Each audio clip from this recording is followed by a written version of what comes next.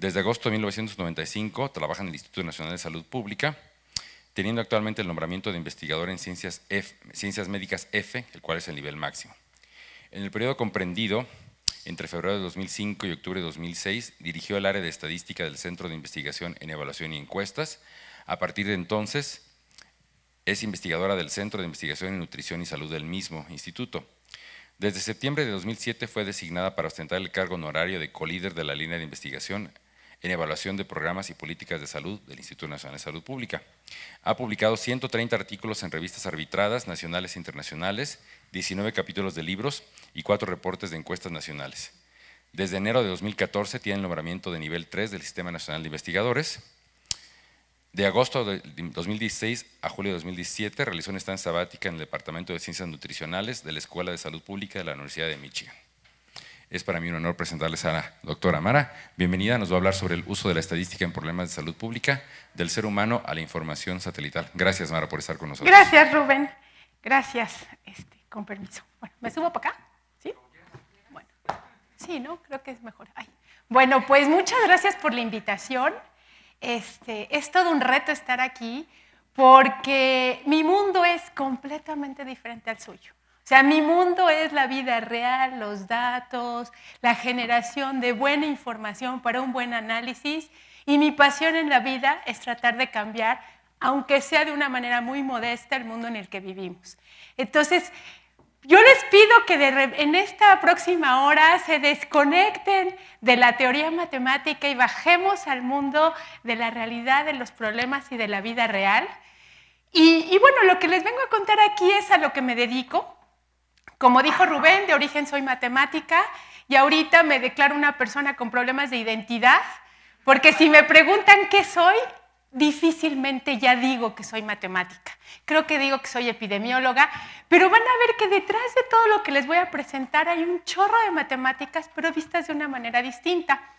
Y bueno, creo que la plática es mucho más hacia el tema de vinculación, independientemente si son mujeres o hombres. Creo que quizá está más dirigida a la gente joven en general. Entonces, bueno, pues no se trata de que sea algo solo de aquí para allá. Si quieren ir conversando, interviniendo, por favor, siéntanse en toda libertad y hacemos una conversación más que una plática, ¿sí? Bueno, lo que yo les voy a platicar es de un proyecto en el cual he dedicado mi vida. Tengo desde el 95 en el Instituto Nacional de Salud Pública y desde entonces participo en este proyecto. Es un proyecto que en este momento tiene 23 años de edad, el proyecto, y desde hace 15 soy la responsable en México. Y por eso pongo esta foto, porque sería absurdo pensar que lo que yo les voy a presentar es mi trabajo. Lo que les voy a presentar es el trabajo de un gran grupo de investigación, del cual tengo el privilegio de formar parte y que, bueno, ha ido creciendo con los años y espero que les maraville lo que hacemos como a mí me maravilla. El eje de la conversación que vamos a tener hoy es en 2 estudios de corte que hemos hecho, y cuando les digo es un estudio de corte es longitudinal, o sea, es algo que hemos ido caminando con la población a lo largo de la vida, ya les contaré. Este proyecto, en la parte de México, es una colaboración entre el Instituto Nacional de Salud Pública, el de Perinatología, el Hospital Inglés, que nos ha financiado por casi 25 años, y el IMSS. La coordinación, como les digo, está en el Instituto Nacional de Salud Pública. Y por parte de Estados Unidos, que es donde viene el financiamiento principal, está el Hospital de Mount Sinai en Nueva York, la Universidad de Michigan, la de Indiana y la de Toronto. Estas son las actuales porque la gente se ha ido moviendo de institución. Bueno, ¿de qué les voy a platicar el día de hoy? Esencialmente es un estudio que se ha vuelto un referente mundial en el tema ambiental y nutricional y que tenemos, como todos los científicos, el objetivo de publicar artículos de frontera. Por supuesto, nos interesa mucho la formación de recursos humanos. En general, con nosotros llegan más a nivel de maestría y doctorado en los 3 países en los que estamos trabajando, que es Canadá, Estados Unidos y México. Y algo que nos ha caracterizado es que estamos tratando de hacer innovación metodológica en la investigación en epidemiología. Y por supuesto, las matemáticas son una pieza fundamental, pero tan fundamental como se está volviendo la antropología en este momento. Y ahorita creo que de lo que más quiero aprender es de antropología, entonces es verdaderamente multidisciplinario. Y algo que ha sido muy triste a lo largo de estos 24 años de historia es que hemos tenido un impacto enorme en política pública en el mundo, en particular en Estados Unidos. Y donde más trabajo nos ha costado es en México. Entonces, mis últimos 5 años los he dedicado mucho a tratar de contribuir con nuestro granito de arena en la parte en México. Estos 2 logos que van a ver a lo largo de toda la presentación son los 2 estudios a los que les he platicado. Bueno, ¿quiénes trabajamos en este gran proyecto? Es verdaderamente multidisciplinario. Por supuesto, hay mucha gente del área de la salud que van desde la parte neurológica, pediatras, nefrólogos, pero también hay un grupo grande, por ejemplo, de biólogos moleculares, de físicos, de químicos, por supuesto hay estadísticos y matemáticos, y como les decía, estoy muy emocionada porque recientemente la parte antropológica está entrando muy fuertemente. Es un proyecto enormemente costoso, ahorita les voy a empezar a platicar de qué se trata, en donde el financiamiento más grande, el financiamiento más grande ha venido de los institutos nacionales de Estados Unidos, pero no fui yo, ¿verdad? Ah, bueno. Bueno, pero ¿les sigo platicando o quieren que me pare? ¿Cómo? Ok, ¿sigo? Entonces, el financiamiento principal viene de los institutos nacionales de salud, el que viene en dinero, pero por la parte de México hemos tenido financiamiento indirecto muy importante. Por ejemplo, el Instituto Nacional de Salud Pública paga mi salario, ¿no? Eso es un financiamiento al proyecto. El Hospital Inglés nos ha dado las instalaciones para hacer la investigación por 25 años. CONACYT, a través de muy pocos proyectos, y si lo miran en dinero directo es muy poquito en comparación a lo que recibimos del extranjero, pero, por ejemplo, tenemos 2 catedráticas CONACYT trabajando en el proyecto, que eso también es una forma de financiamiento indirecto. Finalmente, les voy a contar ya de qué se trata el famoso proyecto. Miren, la fascinación del proyecto es que en 1993, dice 94 porque ahí fue cuando nació el primer niño, pero empezó en 1993, nosotros quisimos tratar de estudiar cómo afectan las exposiciones ambientales en el desarrollo de un niño. Pero para poderlo entender de la mejor manera, lo que hicimos fue empezar a reclutar niños desde el nacimiento y en algunos casos desde el embarazo, bueno, a las madres. Y lo que hacemos es irlo siguiendo a lo largo de la vida. Pero cuando les digo a lo largo de la vida, es a lo largo de la vida. Por ejemplo, los niños que nacieron en 1994, pues ahorita tienen 24 años y para darles una idea, ahorita ya tenemos como 13 nietos. Entonces, los hemos ido siguiendo a lo largo de la vida. Eso es lo que en epidemiología se llama un estudio de corte. Y son estudios operativamente muy complicados, pues porque los niños, o sea, hay gente que se va de la ciudad, se cambian de casa, operativamente es muy complicado hacerlo. Sin embargo, bueno, pues lo hemos podido hacer con el apoyo de todo este grupo tan grande del que les hablo, y en nuestro primer estudio de este estilo empezó en 1994 con cerca de 600 niños, tuvimos un segundo estudio en el 97 y un tercer estudio en el 2001. Los detalles metodológicos, no quisiera como meterme mucho en eso, pero la verdad es que originalmente pensamos que íbamos a ser capaces de seguirlos por 5 años y queríamos nosotros ver muy en particular los efectos en cognición. Pero a lo largo de la vida nos ha ido bien con los financiamientos y los hemos podido ir siguiendo por más tiempo. Como les decía, ahorita vamos a empezar a seguir a los nietos y hemos podido ampliar los temas de interés en salud, que ya no solamente es cognición. Ahí voy a contarles. Y luego, digamos que este primer estudio empezó antes de que yo llegara al instituto y los líderes de este proyecto de investigación se han ido retirando, hemos tomado el liderazgo, los que fuimos los alumnos de esta primera generación de investigadores, y este proyecto Progress, que ya está muy metido en el tema de obesidad, ese ya es nuestro proyecto de la generación de los que somos la segunda generación de investigadores. Y bueno, es verdaderamente mi gran orgullo. ¿Qué es lo que hacemos?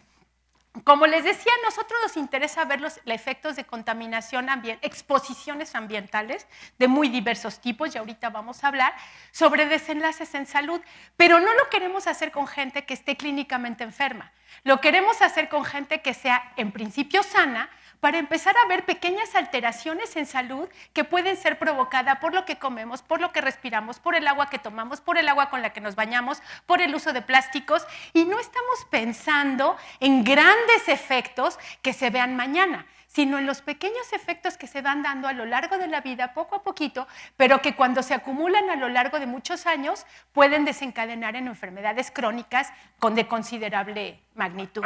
Entonces, lo que nosotros hacemos es necesitamos instrumentos de medición muy sofisticados para detectar estas pequeñas alteraciones.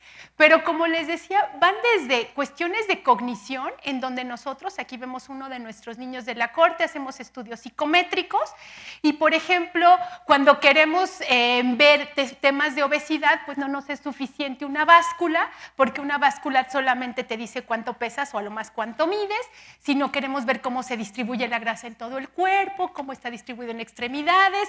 No es el mismo riesgo tener grasa en el abdomen que grasa en la cadera. En fin, ese tipo de precisiones no son muy interesantes. Y tenemos cosas más sofisticadas como, por ejemplo, querer entender la salud de un diente a través de una imagen con esta cámara que solo hay 7 en el mundo, o queremos ver, por ejemplo, cómo se acumulan los metales en los huesos de las madres, pero obviamente nosotros no podemos tomar una biopsia, entonces recurrimos a instrumentos muy sofisticados que nos dan estimación de cómo se van acumulando estos tóxicos ambientales en el cuerpo. Por otro lado, estamos muy interesados. Este proyecto empezó en 1993, muy enfocado en el tema del plomo. Y si ustedes piensan en el plomo, ahí sí me puedo pasar aquí 3 horas hablando. La primera documentación de intoxicación por plomo en México ocurrió en 1804 y está publicada en la Gaceta Médica. Y es hora de que este país no tiene una regulación seria en el tema de la exposición a plomo. Y si alguien oyó hace poco el boom del plomo en dulces, no sé si se acuerdan, pues es de nuestro grupo de trabajo que hemos logrado ir haciendo un poquito y un poquito de roncha. Pero así empezó este proyecto, tratando de traer la atención al tema de plomo.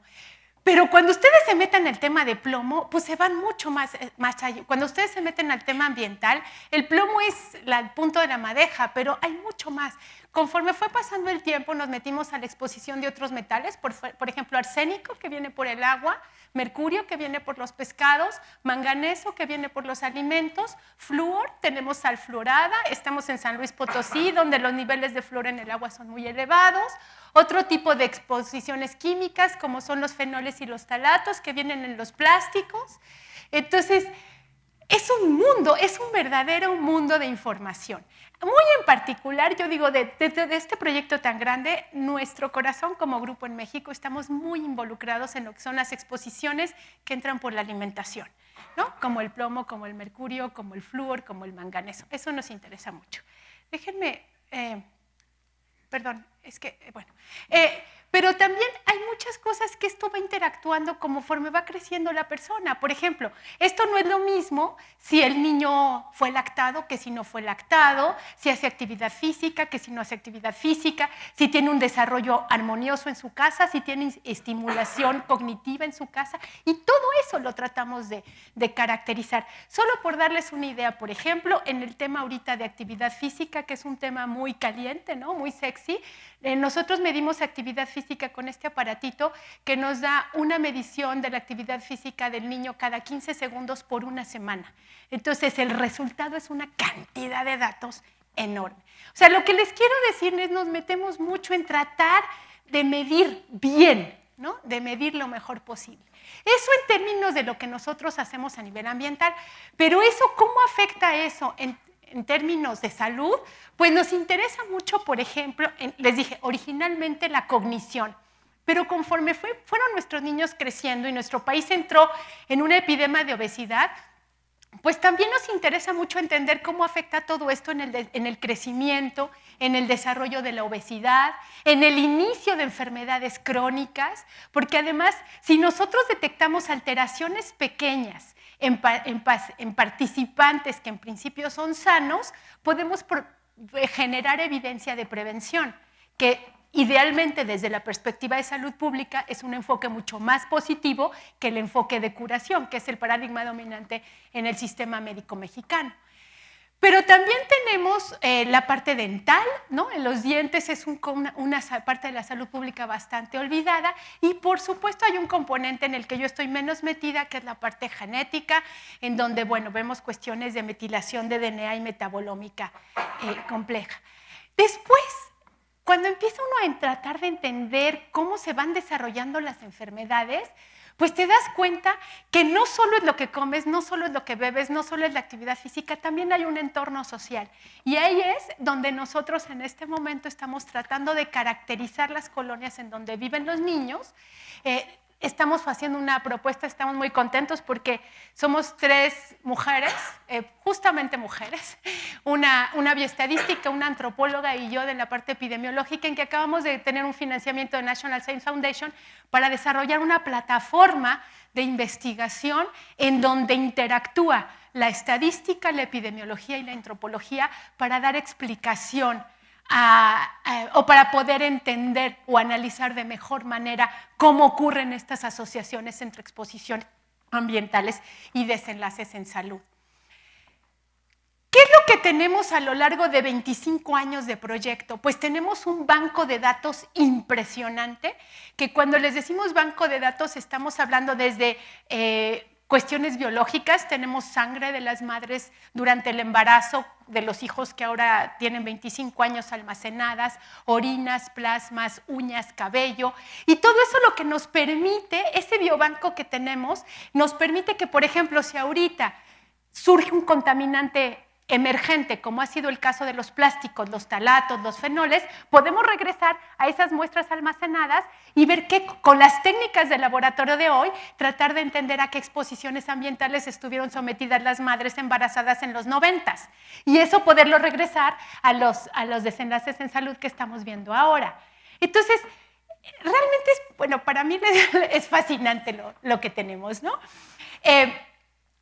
Por otro lado, la verdad es que, como les decía, este es un grupo muy grande de investigación en donde yo soy una parte, pero siempre ha habido una visión de crecer, y esta visión de crecer lo que ha hecho es que ha atraído a estudiantes jóvenes, interesados, inteligentes, que quieran proponer ideas nuevas en la corte, y esto lo que ha determinado es, por ejemplo, en gente que ha ido formándose aquí, ha hecho sus doctorados aquí y siguen creciendo.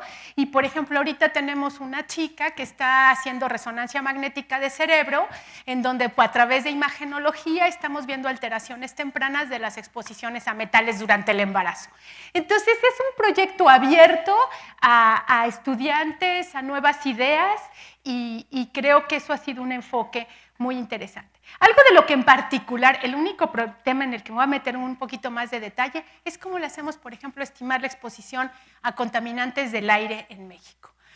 Bueno, pues simplemente como para darles una idea de las cosas tan bonitas que hacemos, y perdón que sea tan apasionada, pero de verdad me gusta mucho. ¿Me avisas cuando me falten 15 minutos? Por ejemplo, estos niños han crecido con nosotros, ¿no? Y uno de los investigadores jóvenes es un dentista con historia de arqueología. Tiene las 2 carreras, dentista y arqueólogo. Y entonces él diseñó una técnica de análisis en donde nosotros colectamos los dientes de los niños. Y cuando se les caen, por supuesto. Y entonces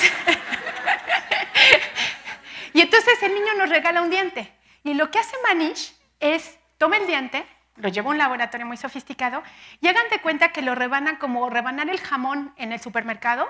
Y cuando ustedes rebanan un diente, lo que ven aquí es exactamente como si tuvieran un tronco, los aros concéntricos de un tronco. Y entonces esos aros concéntricos reflejan la exposición a metales que se depositaron en ese diente cuando la madre estaba embarazada. Porque no sé si ustedes sepan, pero los dientes de un niño se forman durante el embarazo. Entonces, con las técnicas de arqueología que Manish desarrolló a través de carbono 14, podemos identificar en qué momento, a nivel de semana, la madre tuvo una exposición, por ejemplo, fuerte a plomo, o fuerte a arsénico, o fuerte a flúor, y relacionarlo entonces con desenlaces que tienen ahora los niños en cognición. Los metales son neurotóxicos. Entonces podemos tratar de entender en cuáles son las ventanas de exposición relevantes para poder dirigir una intervención en las madres para prevenir enfermedades. Por ejemplo, en el caso en el plomo, que ese es como mi tema, si las madres se exponen a plomo en los primeros periodos del embarazo, los efectos en la cognición del niño son mucho más severos que cuando la exposición ocurre más adelante en el embarazo. Entonces, ese tipo de cosas se pueden hacer con este tipo de estudios longitudinales, porque no es que estemos relacionando un niño con otro, no, es el diente del niño con la señora que estuvo embarazada del niño y la cognición del niño, o sea, todo es en el mismo porque tenemos 20 y tantos años siguiéndolos. Y bueno, esa es de las cosas más sofisticadas que tenemos.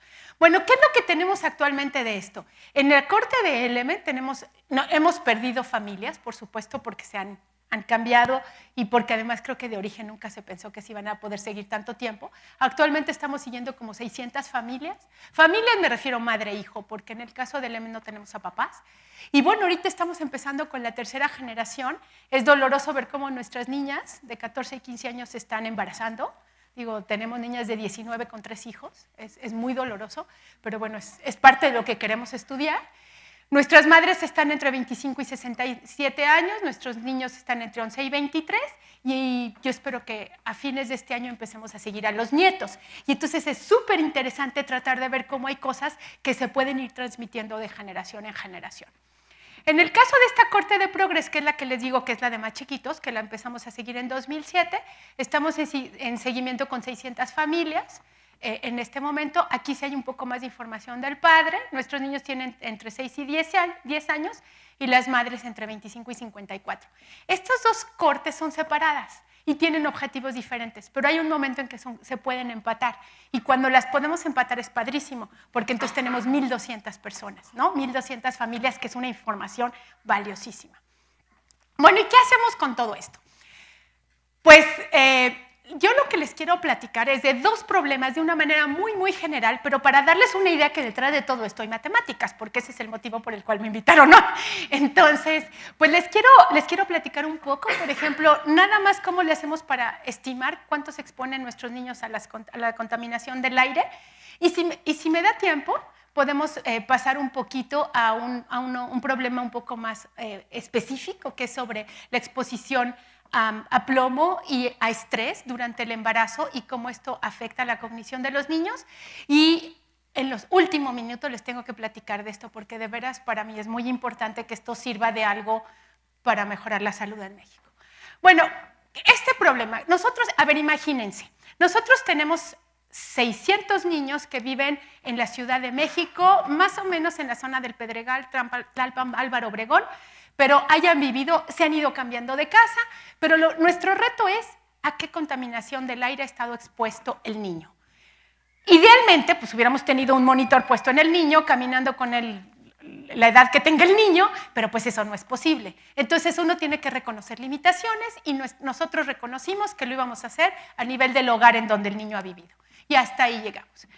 Bueno, ¿cuáles son las opciones que ofrece actualmente el sistema ambiental en México? Pues hay una red de monitoreo que mide contaminantes ambientales, es una red grande, fuerte, en ciertos contaminantes, por ejemplo en las partículas. A nosotros nos interesan las partículas suspendidas por los desenlaces en salud que estamos estudiando. Pero si ustedes se ponen a ver a partir de qué momento en México hay partículas finas, las PM2.5 así se llaman, pues es a partir más o menos de hace 10 años. Y hay 6 monitores. Entonces ustedes lo que tienen son 6 monitores en toda la ciudad, pero tienen 600 niños que viven por aquí.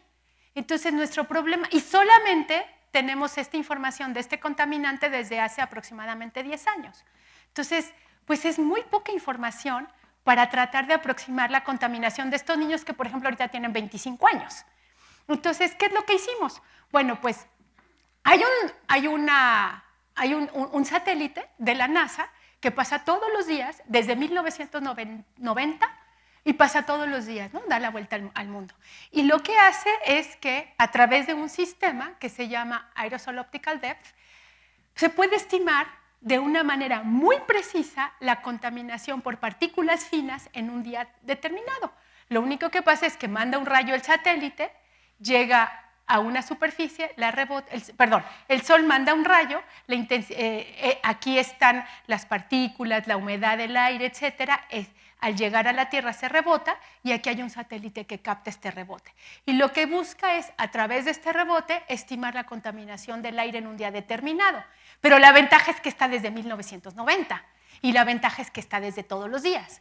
Ahora, claro, ustedes me pueden decir, sí, pero si aquí en el aire ese día hubo lluvia, hay cosas que interfieren más que si fue un día claro. ¿Cómo le hacemos para confiar en que esto que está registrando el satélite realmente tiene una correlación con la exposición que está teniendo el niño a nivel de tierra?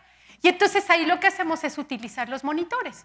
Entonces nosotros tenemos monitores ambientales, estos 6 que les conté, y en esos monitores lo que nosotros hacemos es tratar de calibrar la información que viene de satélite. ¿Qué es lo que hacemos nosotros? Tenemos la información observada del monitor y la relacionamos con la del satélite y otro tipo de predictores como la temperatura, la humedad del aire, la luminosidad, etcétera. Y entonces ahí lo que nosotros hacemos es generar un modelo estadístico. En general, nosotros trabajamos más específicamente con modelos estadísticos más que con matemáticos. Y entonces podemos ver cómo se relaciona la información que viene de satélite con la que está en los monitores. De tal manera que para cuando no hay monitores y solamente tenemos satélite, podemos hacer predicciones. Predicciones con un cierto nivel de incertidumbre, pero pues manejamos modelos en donde haya cierta incertidumbre. ¿Por qué nosotros tenemos más datos de satélite que monitores? Pues porque el satélite está desde 1990 y los monitores están desde hace como 10 años.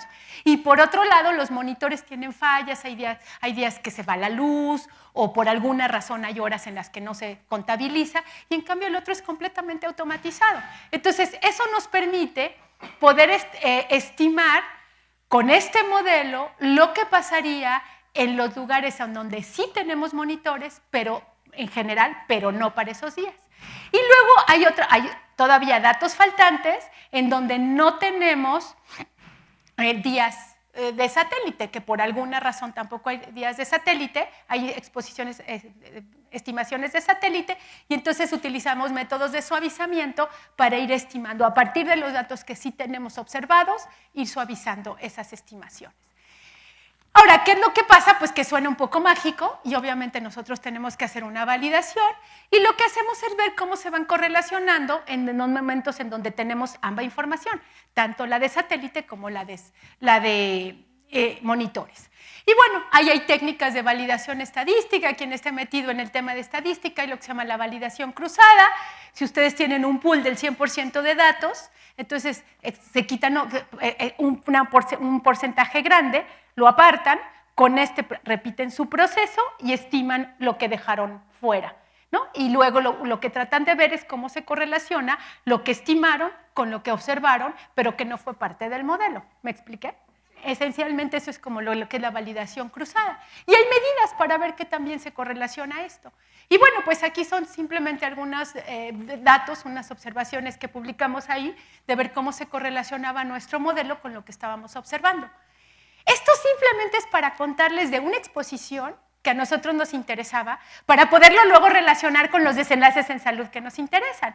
Pero, por ejemplo, ustedes pensarán, la exposición a partículas o a la contaminación del aire, pues claramente afecta a la salud respiratoria, pero mucho más. Actualmente se está hablando de cuánto afecta la exposición a contaminantes del aire, por supuesto en la salud cardiovascular, en obesidad, incluso hay hipótesis que puede afectar por ciertas vías de inflamación el desarrollo de diabetes. Entonces, todo eso nosotros lo podemos ir probando de alguna manera con nuestros niños porque tenemos la información de salud y ahora también ya tenemos esta información.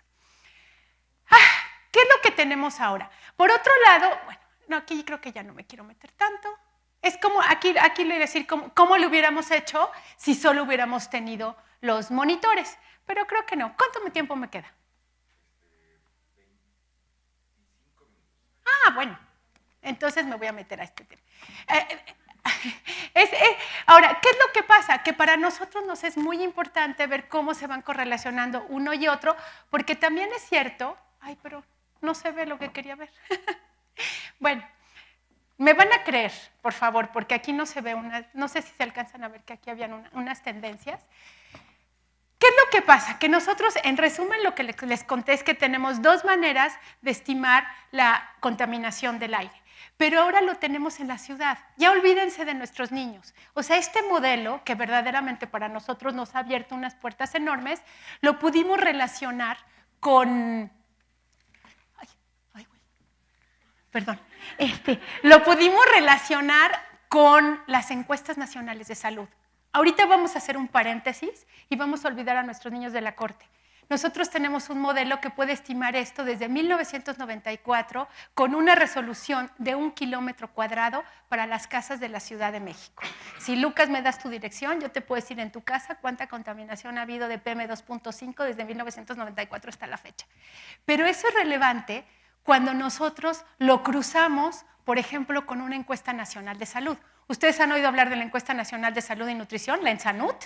Bueno, es un instrumento maravilloso que tiene este país para medir salud y nutrición en muestras representativas de la del país y por estado, en particular en la Ciudad de México. Como nosotros esto lo tenemos desarrollado para Ciudad de México, lo que hicimos hace 2 años fue someter un proyecto a CONACYT en el que nosotros les proponíamos, es que necesito las manos, perdón, les proponíamos traer la encuesta en la Ciudad de México y la información de salud de la Ciudad de México, ahí se tienen los domicilios, y cruzarla con este modelo, de tal manera que nosotros pudiéramos estimar la contaminación a la que se han expuesto. Cuando digo contaminación, debo ser precisa, es PM2.5, que son partículas ultrafinas. ¿A qué nivel de partículas finas se han estado expuestos estos hogares que participaron en la Encuesta Nacional de Salud y Nutrición? Y nosotros lo que le propusimos a CONACYT es, vamos a hacerlo tanto con el modelo satelital como con el modelo de monitores, ¿no? A ver cuál funciona mejor. Porque una cosa es que prediga los niveles observados de partículas en un cierto día, y otra cosa es que esto tenga su capacidad de predecir algún desenlace en salud. Y eso lo sometimos a CONACYT, al Semarnat CONACYT hace 2 años y nos los financiaron. Y fue un proyecto precioso, porque lo que acabamos viendo, y era lo que yo quería mostrar en esta gráfica que no se ve, pero que les voy a contar, es que el modelo satelital describía muy bien las grandes tendencias, pero no describía muy bien los picos, porque había técnicas de suavizamiento. El modelaje matemático que se había hecho ahí, estadístico, había sido con técnicas de suavizamiento. Entonces, nuestro modelo maravilloso era maravilloso para modelar grandes tendencias, pero no era maravilloso para modelar los picos diarios. Entonces, ¿qué creen que pasó cuando lo correlacionamos con desenlaces en salud que venían de la encuesta? Lo que encontramos es que las enfermedades agudas, tipo respiratorias, infección respiratoria aguda, que ocurren, gripes, nuestro modelo satelital no era bueno para predecir este tipo de enfermedades, y era mucho mejor los monitores, porque los monitores sí captan los picos diarios. Y aunque tuviéramos 6, habíamos diseñado una manera ahí de ponderar por la distancia, el inverso de la distancia del monitor a la casa, pero aún a pesar de esas limitaciones era mejor que el satélite. Pero cuando nosotros queríamos correlacionarlo con desenlaces en salud de tipo crónico, como el desarrollo de enfermedades cardiovasculares, el monitor no te alcanza. No te alcanza porque tienes muy poca información en muy pocos puntos, y lo que quieres es ver grandes tendencias. Y entonces eso lo podíamos hacer con nuestro modelo satelital. Entonces ese proyecto fue muy bonito, porque por un lado era así como la artillería pesada del modelo satelital, pero para algunas cosas la artillería pesada no era suficiente, ¿no? Y necesitábamos más una cosa mucho más modesta, que eran nuestros monitores. Bueno, pues este es el primer proyecto del que les quería platicar, y que no hablé de matemáticas, porque yo no les puedo hablar de matemáticas a ustedes. O sea, ustedes saben infinitamente más matemáticas que yo, pero sí lo que les quería transmitir era cómo detrás de todo esto hay un montón de matemáticas en donde se puede ir vinculando las matemáticas con problemas de la vida real. Y el objetivo de platicarles de este siguiente proyecto, les voy a contar 3, es porque el reto aquí era ¿A quién le presentamos nosotros los resultados? Por supuesto, publicamos en revistas científicas, indexadas y de alto nivel y todas esas cosas, pero a nosotros nos interesa impactar en política pública. Entonces, muchas veces el reto de presentarle estos resultados a un funcionario público es muy grande, y este fue el caso. O sea, nosotros, como les decía, el tema de plomo para nosotros hemos escogido un tema para impactar en política pública como grupo de trabajo, y ha sido la exposición a plomo. Y entonces, bueno, déjenme contarles un poquito de esto. ¿Por qué es el plomo importante en México? En México hubo gasolina con plomo hasta 1997. Y a partir de 1997 se quitó la gasolina con plomo. Y entonces es muy curioso. Era lo más difícil de quitar el plomo de la gasolina, pero se logró porque estábamos a punto de firmar el Tratado de Libre Comercio. La OCDE estaba presionando con que no podíamos entrar a la OCDE si estábamos teniendo gasolina con plomo, que es un símbolo de subdesarrollo, y hubo toda una estrategia para quitar el plomo de la gasolina. Y entonces el gobierno le puso problema resuelto. En México ya no hay más plomo. Pero se les olvidó que tenemos una exposición que en el lenguaje técnico se llama endémica, en donde yo quisiera saber quién no come pozole en este tipo de barro el 15 de septiembre. Y ese tipo de barro está vidriado con plomo, la forma como se produce es a baja temperatura, y cuando llegan alimentos se activa el plomo, entra el alimento y nos lo comemos. Y es un dolor, para mí es un dolor, ver cómo esta exposición, nosotros nos lo echamos el 15 de septiembre y tan tan. Pero váyanse a las comunidades rurales, váyanse a las comunidades indígenas, y esto es todos los días, todos los días. Y entonces nosotros tenemos estudios en donde, por ejemplo, en una muestra de recién nacidos en Morelos, medimos plomo en el cordón umbilical, que es la sangre del niño, y 15% de los niños nacieron con niveles de intoxicación por plomo. Y si nos fuimos a las zonas marginadas de Morelos, fue el 22%. Y díganme qué se está haciendo en términos de control de la exposición. Nada. O sea, díganme quiénes de ustedes sabían que este tipo de loza tiene plomo. Muy pocos. Entonces es como muy desesperante, y les recuerdo que al principio les dije que la primera intoxicación por plomo documentada por esta loza fue en 1804, hace 214 años. Sí, Marta.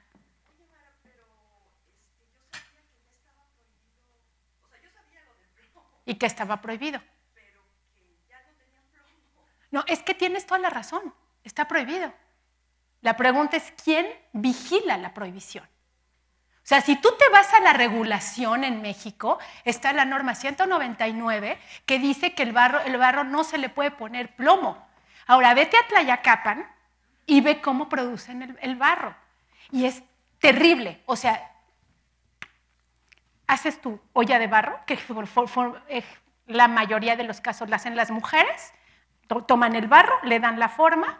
Aquí hay un costal le llaman greta, es un polvo blanco, y aquí hay una cubeta de agua. Toman con la mano, sin protección, la greta, la ponen en agua, hacen un barniz con la mano, lo barnizan, este es el delantal, se limpian así, toman la olla y la pones en un horno doméstico. Llega el niño gateando, la mamá lo carga, le da pecho, toma por aquí la olla, la pone a... Es impresionante, es impresionante. Y en efecto hay algunos talleres que producen sin plomo. Más o menos, ahorita estimamos que debe haber como 100 talleres sobre 40,000 que hay en México. Sí.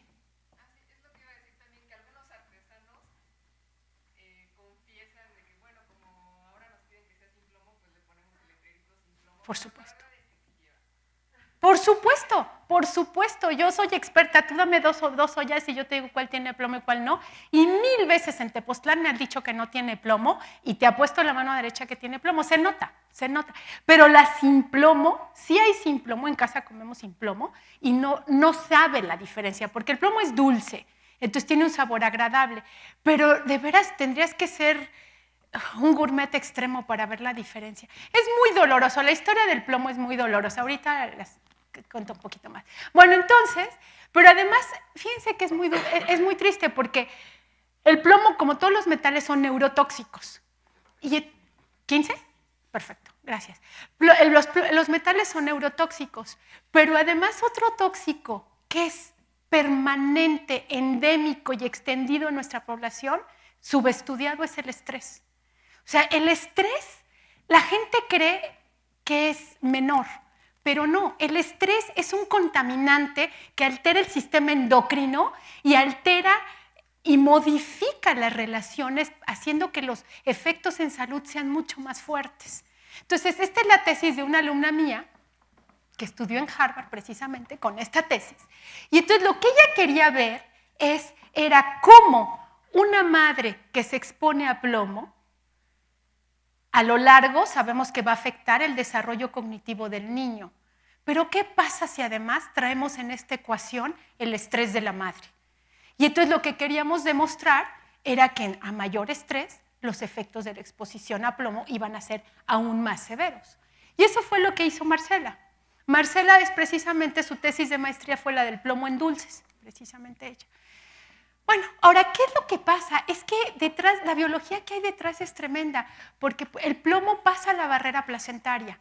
Por eso es que nosotros, si ustedes le miden el plomo a un niño recién nacido en el cordón umbilical, pueden medir plomo. No debería, el niño nunca estuvo expuesto a plomo, pero la madre sí y pasa a través de la barrera fetoplacentaria. Por otro lado, hay toda una hipótesis en este momento, que son los orígenes fetales de la enfermedad, en donde se está estudiando cómo las exposiciones que ocurren durante el embarazo determinan muchas condiciones de salud más adelante. Pero es impresionante, porque, por ejemplo, cuestiones genéticas que se consideraban inmutables, ¿no? Naciste con este gen y ya, ¿tienes el gen para el cáncer o no tienes el gen para el cáncer? Eso es un paradigma que está cambiando, porque las exposiciones ambientales están modulando cómo se prenden y se apagan los genes. Entonces, puede ser que ustedes tengan el gen protector o de riesgo para cierta enfermedad, pero las exposiciones ambientales modulan cómo se prenden y se apagan y cómo activan o no activan proteínas. Y entonces acaban siendo que la cuestión genética la modifican las cuestiones ambientales, y ese es el caso del estrés. Por eso el estudiar esto desde el embarazo. Entonces, lo que nosotros queríamos ver era cómo afectaba esto en el lenguaje del niño, en la atención del niño, en el desarrollo mental del niño. Esto ya se había hecho en modelos animales, pero no se había hecho en niños, y eso fue la pregunta. ¿Cuál es el efecto de la coexistencia de estrés materno y plomo prenatal en los primeros 2 años de vida? Y bueno, pues tenemos la información, tenemos la pasión, y bueno, eso fue lo que hicimos, esa fue la tesis de Marcela, pero el modelo era sumamente complejo. ¿Por qué era complejo el modelo? Porque si ustedes están familiarizados con estadística y yo les pido hacer esto, pues me hubieran dicho, pues vamos a hacer un modelo de regresión con una respuesta bivariada. ¿Quieres ver con puntaje cognitivo? ¿Quieres ver lenguaje?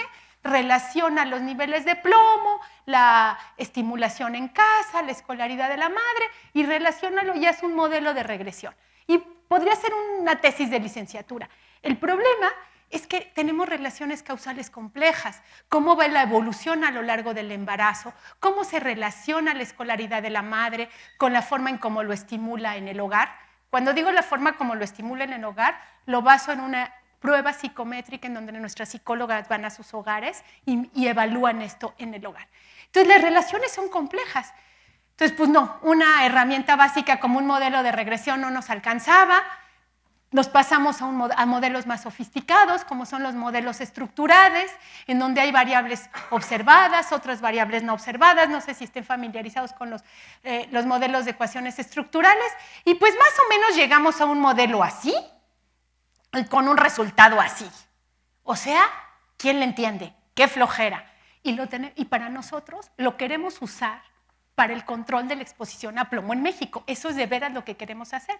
Entonces, nuestro gran reto era cómo comunicamos esto a una autoridad, ¿no? Digo, pasamos esto y luego esto, y pues ya te perdiste cualquier atención. Y bueno, después de mucho pensarle, buscarle, por supuesto también nos interesan que así se comunique a nivel de artículos científicos, porque incluso, fíjense qué interesante, nosotros publicamos en en revistas de epidemiología, pero también nos leen médicos. Entonces, tú quieres que también un médico clínico que esté interesado en tenerle un mejor cuidado a su niño también te entienda. Entonces, para nosotros la comunicación a la población es muy importante. Y bueno, lo único por lo que les quería contar esto es por ese reto y que acabamos, pues creo yo, pudiendo decir de una manera muy natural, era como cuando aumenta el plomo en sangre, baja el nivel del desarrollo del niño, pero, déjenme nada más acordar cuál es, conforme la madre tiene menos estrés, empieza más arriba, conforme tiene más estrés, el niño empieza con un desarrollo cognitivo más bajo, pero llega un momento en que si la madre está tan estresada, el plomo ya no le hace nada, se queda estable, porque domina el estrés. O sea, el estrés es todo un tema y yo creo que es un tema que se va a estudiar mucho. No quiero entrar en este rollo. Quiero nada más cerrar con el tema del impacto en política pública. De veras, viviendo la vida que nosotros vivimos, pues uno no puede publicar artículos, ser nivel 3 del SNI y el artículo que sigue. O sea, no, de verdad, algo que yo le transmito mucho a mis alumnos es que tenemos que contribuir con nuestro pequeño grano de arena a tratar de cambiar.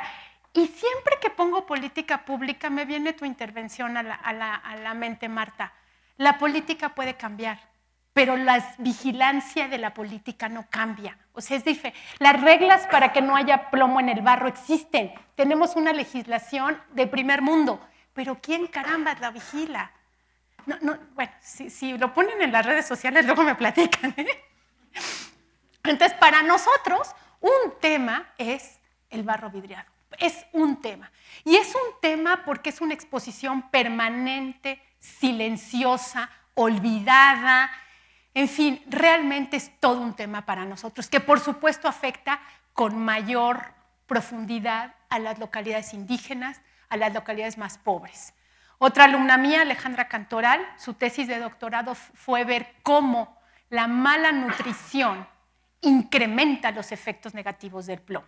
Entonces, no es lo mismo que un niño en la Sierra de Oaxaca se exponga a plomo cuando no tiene suficiente hierro, suficiente zinc, suficiente calcio, a que el hijo de alguno de nosotros se exponga a plomo, que se va a exponer menos y tiene nutrición para defenderlo. Entonces, para nosotros el tema del barro vidriado es un tema muy importante y afortunadamente creo yo que estamos avanzando. Nosotros publicamos mucho, pero les quería platicar. El otro tema es el plomo en dulces. El plomo en dulces es muy curioso porque uno no gobierna a los medios de comunicación. Este artículo se publicó en 2016, nos entrevistó Milenio, salimos en televisión y nadie nos peló. A pesar de que dijimos que había dulces con plomo, nadie nos peló. Y hace como 3 meses, CONACYT, no me pregunten por qué, en su periódico semanal tomó el artículo y lo puso en su página y fue un boom tremendo, tremendo. Marcela estaba asustada, yo también, porque además vienen muchas presiones. Y bueno, finalmente sí podemos decirles que gracias al trabajo, yo creo que mucho, al menos ya hay recomendaciones del Senado hacia la Secretaría de Salud para que haya una acción no solo regulatoria, hay una palabra clave, de monitoreo de los niveles de plomo en sangre. O sea, que realmente se monitoreen. Esto es una recomendación que salió en noviembre de 2017. Y bueno, pues estamos muy contentos porque refieren el artículo de Marcela y refieren nuestro trabajo. Ahora, hasta ahí nos quedamos y dijimos, bueno, pero una recomendación puede no tener eco. Afortunadamente estoy muy, muy, muy feliz porque la próxima en Sanud, ahorita ya está una encuesta nacional de salud y nutrición en la población más pobre del país, que es la comunidad Prospera, y logramos por primera vez en la historia que se mida plomo en sangre en niños. Entonces, ahorita, pronto, vamos a tener la estimación de la prevalencia de intoxicación por plomo en los niños más pobres del país, y yo creo que eso puede ser un parteaguas para que pongan atención.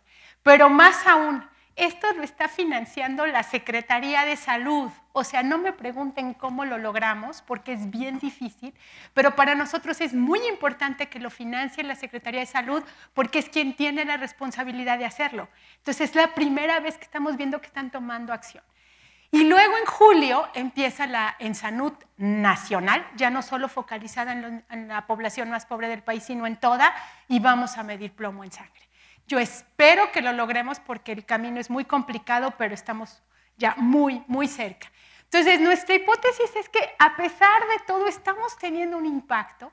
Yo espero que los resultados de la ENSANUD guía la política pública de este país, y yo quiero pensar que cuando tengamos la magnitud de la prevalencia de la exposición, intoxicación por plomo en México, sí haya una verdadera acción para el control de la exposición.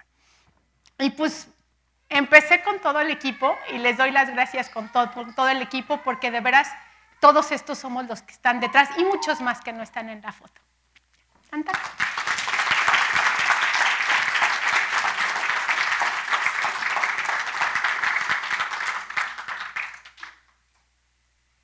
Bueno, sí, gracias, muchas gracias, Mara. Estoy seguro que hay muchas preguntas. A ver, allá atrás.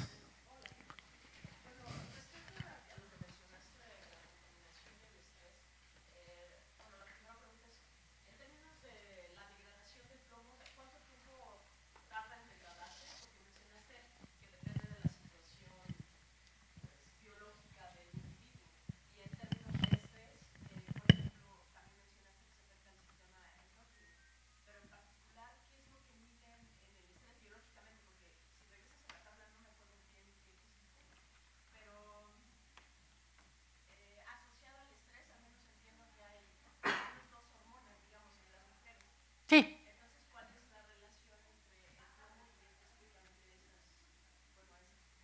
Te contesto de las tres, de las dos.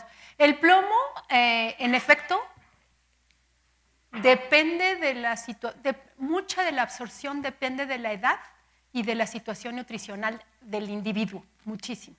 Conforme tú estés deficiente de hierro, de zinc y de calcio, la absorción es mucho mayor. Pero lo que es muy fuerte del plomo es que bioquímicamente es muy similar al calcio. De hecho, una de las estrategias de prevención es la suplementación con calcio. Pero esto que te estoy diciendo es muy perverso, porque el plomo entra a tu organismo, en la sangre tiene una vida media de 20 a 30 días, más o menos. Entonces, si tú hoy te comes un pozole, mañana tienes el plomo en sangre elevado y probablemente dentro de un mes se te empieza a disminuir y no hay un efecto a largo plazo. Pero si tú lo haces de manera cotidiana, entonces uno se va, pero tú tienes niveles constantes de plomo. Y la afinidad con el calcio hace que se vaya depositando en el hueso. Entonces el hueso es un órgano que recibe plomo. Y la acumulación en el hueso puede durar 20, 30 años dependiendo del tipo de hueso. Si tienes un hueso esponjoso, 5 a 10 años, como la rótula, ¿no? La rótula es esponjoso. Pero si tienes un hueso duro, la tibia, el radio, el húmero, entonces ahí te puede durar 10, 20, 30 años. Se acumula. Pero ¿cuándo se remueve el hueso? ¿Cuando estás embarazada o en la menopausia? Entonces, cuando estás embarazada, las demandas de calcificación del feto son enormes y generalmente la dieta no las alcanza a cubrir. Si tienes una suplementación con calcio adecuada, probablemente las cubres. Pero si no, el calcio lo tomas del hueso. Y todo el mundo sabemos que nos desmineralizamos cuando estamos embarazadas. Pero también, entonces ese plomo que estaba acumulado en el hueso regresa a la sangre. Regresa a la sangre y se vuelve una fuente de exposición para el bebé. De tal manera que la fuente de exposición para el bebé es la madre. La toxicocinética del plomo es muy apasionante en ese sentido. Con respecto al estrés, nosotros medimos estrés de dos maneras, a través de pruebas psicométricas y a través de hormonas. Hormonas que se miden en saliva, en particular lo que nosotros medimos es cortisol. Cortisol tanto en las madres como en los niños. Y lo que tú ves lo que haces es medir saliva varias veces al día, por varios días, y lo que tú ves en las personas con estrés elevados es que los patrones diarios del comportamiento del estrés, o sea, hay un ciclo circadiano, todos los días tenemos te levantas, sube, baja, luego baja hacia la tarde, esos patrones diarios se ven alterados. Y ahí es de donde viene la disrupción endocrina.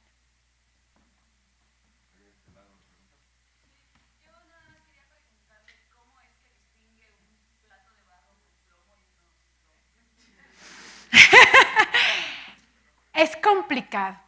Yo, pues, porque tengo muchos años en esto. Después, hubiera cerrado con mi mole que hago en barro vidriado sin plomo. Esa es la foto que voy a poner en mi próxima plática porque tenemos barro vidriado sin plomo. Mire, en general es menos brillante porque lo que le da el brillo es el plomo. El plomo hace que brillen los colores. Por ejemplo, la pintura amarilla de las calles tiene mucho plomo y por eso brilla tanto. Por eso hay juguetes que tienen plomo, porque brillan más. Los colores. Entonces, cuando tú ves una olla de estas que tienen, por ejemplo, verdecito y muchos dibujitos, en general tienen plomo, porque brillan más. Las sin plomo, hay un sello que, bueno, es del grupo que yo conozco que trabaja barro sin plomo, que se llama Barro Aprobado. Fonart vende barro sin plomo, pero realmente son los menos. Híjole, yo nunca he visto un puesto de barro que sea sin plomo. Yo he visto en Fonart, en tiendas así como muy nice, ¿no? Pero no en el... Si alguien quiere, perdón, en Tlayacapan hay 2 o 3 artesanos que trabajan y los identifican en la página que dice barroaprobado.org, en Tlayacapan. Había la última por allá atrás.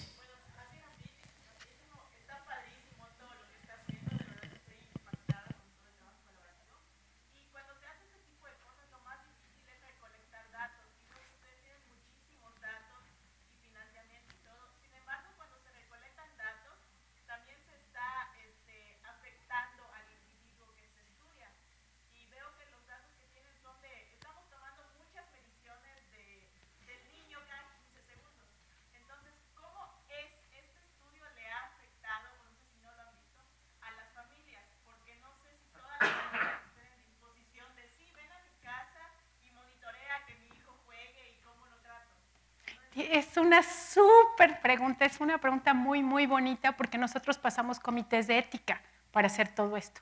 Cada proyecto más o menos pasa por 18 comités porque tienen que pasar por todos los comités de ética de todas las instituciones involucradas.